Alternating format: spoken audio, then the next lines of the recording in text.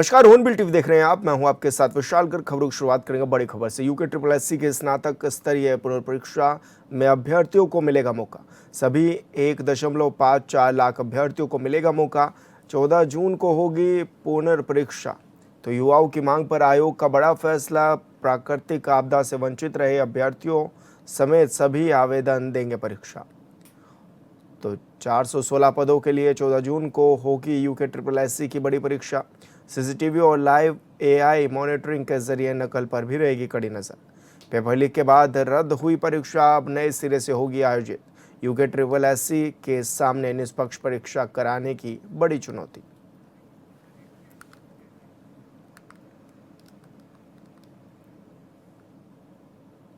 और संवाददाता योगेश आर्या हमारे साथ फोन लाइन पर जुड़ गए हैं। योगेश, क्या कुछ जानकारी मिल रही है? यूके ट्रिपल एससी जो पेपर होंगे वो किस तरह के रहेंगे, क्योंकि सुरक्षा लिहाज से काफ़ी इम्पोर्टेंट भी माना जा रहा है। विशाल, लेकिन बिल्कुल क्योंकि यूपी ट्रिपल एससी की स्नातक स्तरीय पुनर्परीक्षा में सभी करीब 1.5 लाख अभ्यर्थियों को मौका मिलेगा और 14 जून को जो ये परीक्षा है दोबारा होगी। युवाओं की मांग पर आयोग ने बड़ा फैसला लिया है। प्राकृतिक आपदा से वंचित रहे अभ्यर्थियों समेत सभी आवेदक इसमें परीक्षा दे पाएंगे और 416 पदों के लिए 14 जून को ये जो है यूपी ट्रिपल एससी की परीक्षा होने जा रही है। पारदर्शिता पर पूरी तरह से इस बार जोर दिया जा रहा है और कहा जा रहा है कि एआई की तकनीक से जो है 445 परीक्षा केंद्रों की निगरानी जो है वो की जाएगी और इसमें सीसीटीवी और लाइव एआई मॉनिटरिंग के जरिए जो है नकल पर जो है बड़ी जो नजर है वो रहेगी।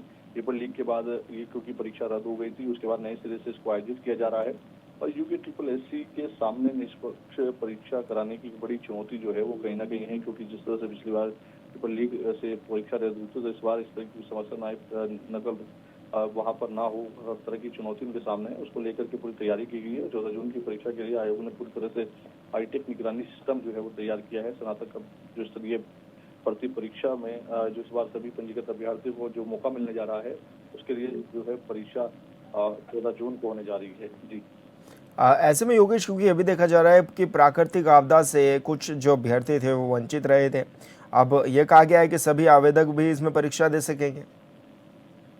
हाँ, देखिए, क्योंकि उस दौरान जो है प्राकृतिक आपदा के कारण जो है कुछ लोग इसमें शामिल नहीं हो पाए थे। कुछ अभ्यर्थी जो ऐसे थे जो रह गए थे, जिनके जो का कारण जिनका जिन्होंने ये बताया था कि वो प्राकृतिक आपदा की वजह से इस सेंटरों तक नहीं पहुंच पाए थे। तो कहीं ना कहीं जो केंद्र तक नहीं पहुंच पाया था उसके लिए भी अब मौका है कि वह अब इसमें जो है परीक्षा दे पाएंगे आवेदक जो है। और इसके लिए चूंकि 416 पदों के लिए 14 जून को एक परीक्षा होनी है और इसको लेकर पूरी तैयारियां करनी अब प्रारंभ कर दी है। पारदर्शिता पर इस बार पूरी तरह से जोर किया जा रहा है और ये कहा जा रहा है कि एआई की जो तकनीकी है उससे जो है परीक्षा केंद्रों की निगरानी की जाएगी।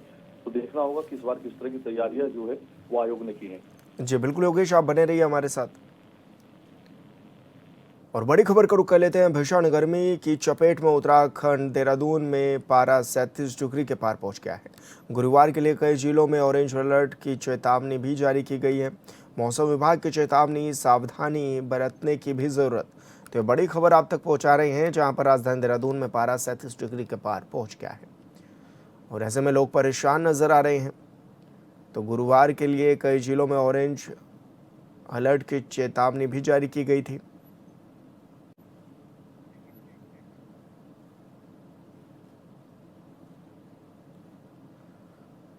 और संवाददाता योगेश हमारे साथ फोन लाइन पर बने हुए हैं। योगेश, मौसम विभाग ने क्या कुछ अलर्ट अभी हाल फिलहाल में जारी किया हुआ है मौसम को लेकर?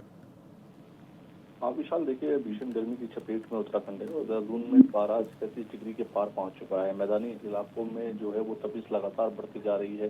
अगले 2-3 दिन ये तापमान में और बढ़ती होगी, जिस तरह से मौसम विभाग ने कहा है। मौसम विभाग ने अलर्ट किया है कि गुरुवार के कई जिलों में ऑरेंज चेतावनी जारी की है और उत्तराखंड में गर्मी का जो सितम है वो लोगों को झुलसा रहा है। देहरादून समेत मैदानी क्षेत्रों में हीट वेव जैसे हालात जो है फिर से बनते नजर आ रहे हैं। प्रशासन जो है को लेकर सतर्क भी कर रहा है और खुद भी जो है लगातार अवेयरनेस करने का काम उनकी तरफ से किया जा रहा है, क्योंकि ये कहा जा रहा है कि गुरुवार को गर्मी की मांग जो है वो बढ़ती हुई नजर आएगी। कई जिलों में ऑरेंज अलर्ट इसको लेकर जारी किया गया है। पारा चढ़ेगा तो अगले कुछ दिनों में राहत के आसार जो है वो कम रहेंगे, हालांकि क्योंकि अभी तक ये आसार बनते हुए नजर नहीं आ रहे हैं कि जो ये गर्मी एक बार फिर से तमधाना शुरू कर रही है, तो इससे राहत मिलती हुई नजर आएगी। मैदान तपेंगे। मौसम विभाग की चेतावनी जो है लगातार जारी हो रही है। 37 डिग्री तक ये तापमान पहुंचा है और बढ़ने की संभावनाएं जो है वो जताई जा रही है। हालांकि जो पर्वतीय इलाकों है, जो इलाके हैं वहाँ पर जो है कहीं ना कहीं बारिश देखने को मिल रही है। ऐसे में मौसम विभाग का बारिश को लेकर क्या कुछ अनुमान है योगेश, कब हो सकती है, कब लोगों को राहत मिल सकती है? देखिए, अभी मौसम विभाग का सीधे तौर पर ये मानना है कि ये पारा बढ़ेगा और अभी लोगों को गर्मी से राहत मिलने की उम्मीद नहीं है। यानी कि 1 सप्ताह से 10 दिन के बीच जो है अभी कोई उम्मीद जो है वो नजर नहीं आ रही है। और इसी के चलते जो है लगातार अलर्ट किया जा रहा है कि हीट वेव जैसी जो है सावधानी जो है हमें बरतनी होगी, हमें पूरा ध्यान रखना होगा, पानी भरपूर पीना होगा, जो डॉक्टर्स की एडवाइजरी है उनकी पूरी ध्यान रखना होगा। तो उसके लिए लगातार जो है अपील की जा रही है, प्रशासन को भी इसके लिए अलर्ट किया गया है। जी बिल्कुल योगेश, बहुत शुक्रिया आपका तमाम जानकारी साझा करने के लिए। उत्तराखंड के मैदानी इलाकों में गर्मी से लोग परेशान हैं तो पहाड़ों में अचानक मौसम बदल जा रहा है। पौड़ी में और श्रीनगर के साथ ही सतपुली सहित कई इलाकों में झमाझम बारिश हुई। बारिश से लोगों को बढ़ती गर्मी से राहत भी मिली। वहीं वन विभाग और जल संस्थान विभाग को भी बारिश से काफ़ी राहत मिली है। बदल रहे मौसम को लेकर जिलाधिकारी स्वाति एस भदौरिया ने सभी अधिकारियों को अलर्ट पर रहने के भी निर्देश दिए हैं।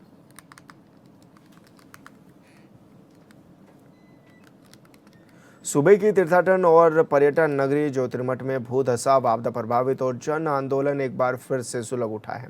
तहसील प्रतीक्षालय ज्योतिर्मठ में 48 घंटे का धरना प्रदर्शन कार्यक्रम हुआ है। 11 सूत्रीय मांगों को लेकर यह प्रदर्शन किया गया, जिसमें आपदा प्रभावित क्षेत्र में सुरक्षा कार्य, उचित मुआवजा सहित अन्य मांग शामिल रही।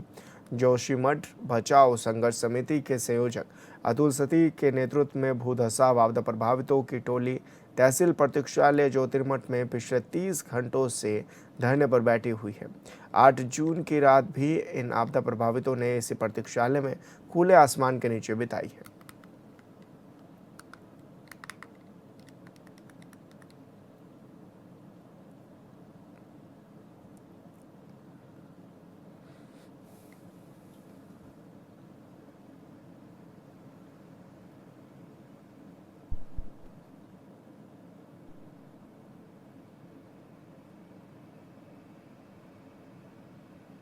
देहरादून में समाधान दिवस में डॉक्टर डीएम आशीष चौहान ने 194 जन शिकायतें सुनी हैं और समयबद्ध निस्तारण के सख्त निर्देश भी दिए हैं।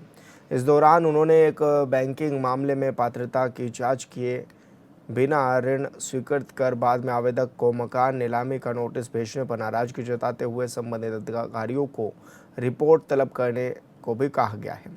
जिलाधिकारी ने एक बुजुर्ग की शिकायत पर बेटे की ओर से धोखे से पत्नी के नाम मकान की रजिस्ट्री कराने और भरण पोषण न देने के मामले में भी भरण पोषण अधिनियम के तहत वाद दर्ज कराने के निर्देश दिए हैं।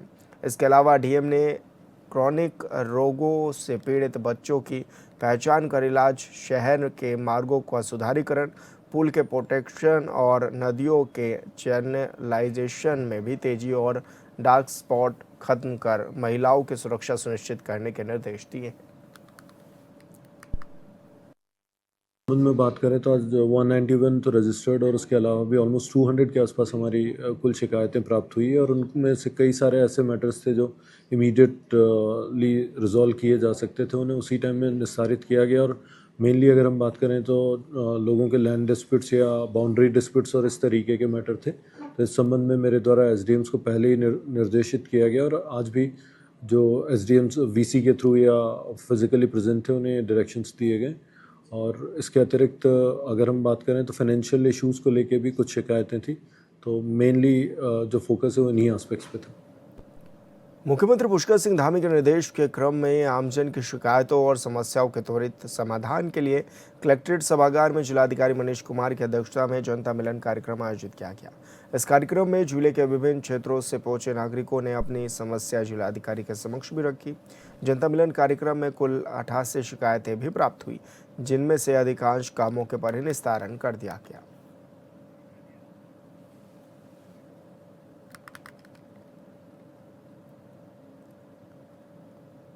हरिद्वार में हर की पौड़ी पर कुछ महिलाओं और एक व्यक्ति के बीच मारपीट का वीडियो सोशल मीडिया पर वायरल हो रहा है। बताया जा रहा है कि महिलाओं का एक समूह झांसी उत्तर प्रदेश से हरिद्वार में गंगा स्नान के लिए आया था। इसी बीच हर की पौड़ी परिसर में स्थित एक मंदिर के सेवादार ने उनकी मामूली बात को लेकर कहासुनी हो गई, जिसके बाद दोनों पक्षों में हाथापाई शुरू हो गई। इस मामले में हर की पौड़ी पुलिस चौकी में भी शिकायत दर्ज कराई गई।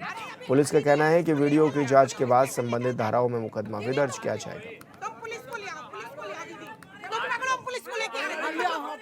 कुछ जो है बबीना झांसी बबीना की थी, अधिक मास चल रहा है तो ये कई दिन से यहीं पे स्नान ध्यान कर रही होंगी।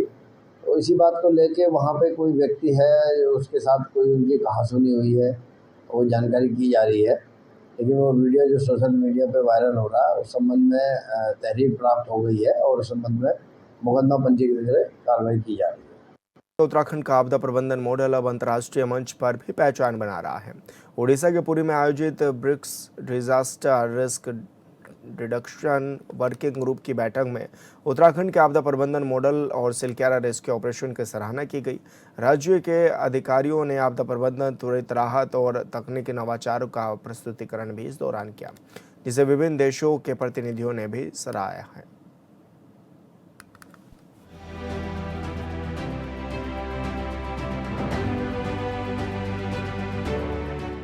ओडिशा के पुरी में 3 से 7 जून तक आयोजित BRICS disaster risk reduction working group की बैठक में 11 देशों के प्रतिनिधियों ने हिस्सा लिया। बैठक में आपदा जोखिम कम करने, मजबूत बुनियादी ढांचे और आधुनिक चेतावनी प्रणालियों पर चर्चा हुई। इस दौरान उत्तराखंड की ओर से राज्य के आपदा प्रबंधन मॉडल और आपातकालीन प्रतिक्रिया प्रणाली को प्रस्तुत किया गया, जिसकी तारीफ की गई। इसके लिए राज्य के सीएम ने पीएम मोदी का धन्यवाद कहा है। हमारे लिए ये अत्यंत आनंद की बात है कि BRICS disaster risk reduction group की बैठक हमारा उड़ीसा में महाप्रभु श्री जगन्नाथ की इस पवित्र धाम पुरी में आयोजित आज हो रहा है। विपर्यय परिचालना में हमारा पास पर्याप्त दक्षता और अनुभव 1999 जो सुपर साइक्लोन आया था, इसमें से हमने बहुत बड़ा एक्सपीरियंस हमको मिला है और बाद में जो साइक्लोन और डिजास्टर आया, इसके लिए भी मैनेजमेंट करने के लिए बहुत बड़ा एक्सपीरियंस हमको अनुभव प्राप्त हुआ और मैनेजमेंट भी अच्छा हमने काम किए हैं। जैसे जीरो कैजुअलिटी तक हमने काम करते हुए बहुत बड़ा नाम लिए हैं और नॉट ओनली देश में, सारा विश्व में भी हम एक स्वतंत्र अनुभव और उसको भी हमको सम्मानित भी किया गया है। बैठक में उत्तराखंड के अधिकारियों ने राज्य में आपदा पूर्व तैयारी, जोखिम न्यूनीकरण, तकनीकी नवाचार और आपातकालीन राहत कार्यों की जानकारी साझा की। विशेष रूप से सिलक्यारा सुरंग रेस्क्यू ऑपरेशन को एक सफल उदाहरण के रूप में प्रस्तुत किया गया, जिसकी अंतर्राष्ट्रीय स्तर पर सराहना हुई। बैठक में उत्तराखंड की सामुदायिक भागीदारी और त्वरित प्रतिक्रिया तंत्र को भी प्रभावी मॉडल बताया गया। ब्रिक्स सम्मेलन में जो चर्चा हुई है और उसमें उत्तराखंड का नाम और यहाँ के मॉडल को प्रमुखता से स्थान मिला है, प्रमुखता से इसकी सराहना हुई है। मैं इसके लिए आदरणीय प्रधानमंत्री जी का धन्यवाद करता हूँ सबसे पहले, क्योंकि उनके मार्गदर्शन में हमने सिलक्यारा टनल का रेस्क्यू अभियान संपन्न किया था। इसके साथ साथ पूरे रेस्क्यू अभियान के दौरान राज्य सरकार, भारत सरकार, हमारी एनडीआरएफ, एसडीआरएफ, अनेक सारे संस्थान, हमारे वैज्ञानिक, टेक्नीशियन, प्रशासन के अधिकारी, जनप्रतिनिधि, सभी ने बहुत बड़ा योगदान दिया। मैं उन सभी को बधाई देता हूँ, उन सभी को शुभकामनाएं देता हूँ जिन्होंने इस अभियान को संपन्न कराने में 17 दिनों तक अनवरत रूप से रात दिन काम किया और एक छोटे से छोटे व्यक्ति से लेकर सभी लोगों ने जिन्होंने भी इस अभियान में अपना सहयोग दिया, वो सभी बधाई के पात्र हैं। ब्रिक्स देशों के विशेषज्ञों ने आपदा प्रबंधन में नवाचार, प्रारंभिक चेतावनी प्रणाली और त्वरित राहत तंत्र को भविष्य की बड़ी जरूरत बताया। उत्तराखंड के अनुभवों को पर्वतीय और संवेदनशील क्षेत्रों के लिए उपयोगी मॉडल के रूप में देखा गया। बैठक में आपदा प्रबंधन के लिए अंतर्राष्ट्रीय सहयोग, ज्ञान साझा करने और तकनीकी साझेदारी पर भी जोर दिया गया। ब्रिक्स मंच पर मिली इस सराहना को उत्तराखंड के लिए बड़ी उपलब्धि माना जा रहा है। लगातार प्राकृतिक आपदाओं का सामना करने वाले राज्य ने पिछले वर्षों में आपदा प्रबंधन के क्षेत्र में कई नए मानक स्थापित किए। अब अंतर्राष्ट्रीय स्तर पर मिली ये पहचान उत्तराखंड की आपदा प्रबंधन तंत्र की विश्वसनीयता को और मजबूत करने वाली मानी जा रही है। आपदा की चुनौतियों से जूझते उत्तराखंड ने अब अपने अनुभवों और सफलताओं से दुनिया का ध्यान खींचा है। पुरी में ब्रिक्स बैठक में मिली ये सराहना राज्य के लिए एक बड़ी उपलब्धि मानी जा रही है, लेकिन विपक्ष यानी कांग्रेस के कई सवाल हैं। देखिए, बड़ी अच्छी बात है कि ब्रिक्स देशों के सम्मेलन में जिसकी अध्यक्षता रूस कर रहा है, उसमें आपदा प्रबंधन मंत्रियों की बैठक में उत्तराखंड का जिक्र विशेष तौर पर है और उत्तराखंड में भी सिलक्यारा टनल में जो ऑपरेशन रेस्क्यू का हुआ उसके बारे में चर्चा हुई और भारत की सराहना हुई। निश्चित तौर में अगर विदेश में और ब्रिक्स जैसे महत्वपूर्ण सम्मेलन में भारत का और भारत के साथ साथ उत्तराखंड का नाम किसी अच्छे काम में आता है तो खुशी की बात है, लेकिन हमें असलियत से भी मुंह नहीं मोड़ना चाहिए। सिलक्यारा के बारे में जो चर्चा हुई वो उसी रिपोर्ट के आधार पर हुई होगी जो उत्तराखंड की सरकार ने और भारत की सरकार ने ब्रिक्स के इस सम्मेलन के लिए जो आपदा प्रबंधन मंत्रियों का सम्मेलन हुआ उसमें प्रस्तुत की। लेकिन असलियत से भी हम मुंह नहीं मोड़ सकते कि सिलक्यारा टनल का जो इतना बड़ा हादसा है वो हादसा होता ही नहीं अगर सिलक्यारा टनल के साथ साथ जो एस्केप चैनल बनना था, जिस एस्केप चैनल के बारे में हम लगातार बोलते रहे और जो बहुत बड़ी एक कमी थी, और कमी नहीं थी बल्कि एक घोटाला था, एस्केप चैनल बना ही नहीं, जिसका बजट भी आवंटित हुआ, पैसा भी आवंटित हुआ, लेकिन वो एस्केप चैनल क्यों नहीं बना इसके लिए किसी को जिम्मेदार नहीं ठहराएगा।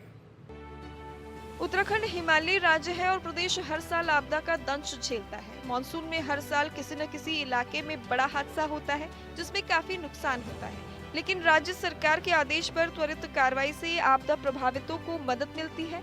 हालांकि आज भी कई इलाके ऐसे हैं जहां के आपदा प्रभावित वर्षों बाद भी आपदा राहत का इंतजार कर रही हैं। आपदा को रोक नहीं सकते लेकिन तैयार जरूर रह सकते हैं। Bureau report, Hornbill TV.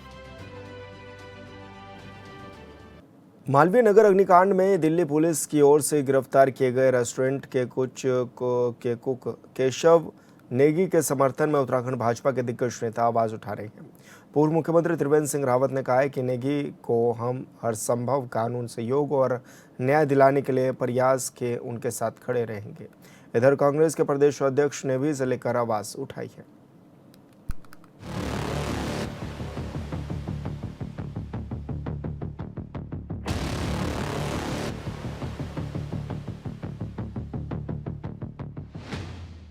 Delhi के मालवीय नगर अग्निकांड में गिरफ्तार किए गए रेस्टोरेंट के कुक केशव नेगी को न्याय मिले, इसे लेकर उत्तराखंड में सत्ता पक्ष और विपक्ष एकजुट हो गया है। त्रिवेंद्र सिंह रावत ने कहा कि केशव नेगी को हम हर संभव कानूनी सहयोग और न्याय दिलाने का प्रयास करेंगे और उसके साथ हमेशा खड़े रहेंगे। देवभूमि उत्तराखंड के लोग देश विदेश से अपनी ईमानदारी, मेहनत और संस्कारों के लिए जाने जाते हैं। हम न्याय व्यवस्था पर पूर्ण विश्वास रखते हैं। दोषी को दंड मिले लेकिन निर्दोष को न्याय अवश्य मिले।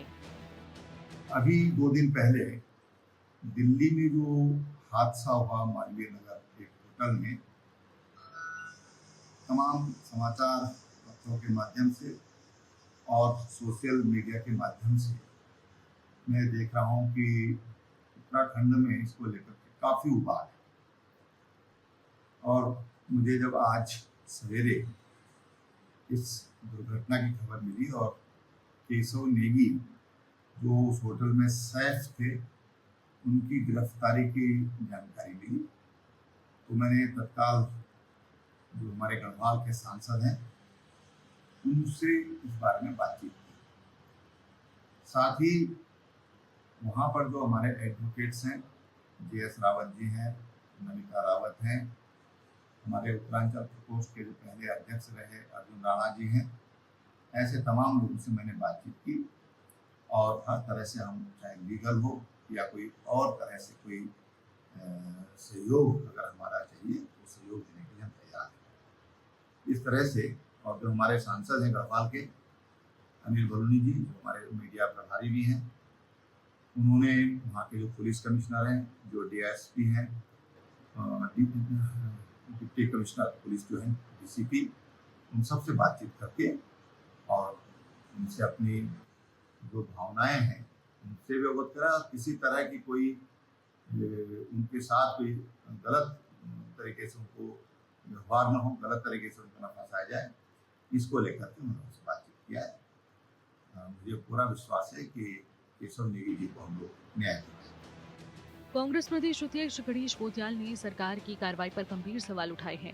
उन्होंने उत्तराखंड के निवासी केशव नेगी को गिरफ्तार किए जाने पर कांग्रेस ने कड़ा विरोध जताया है।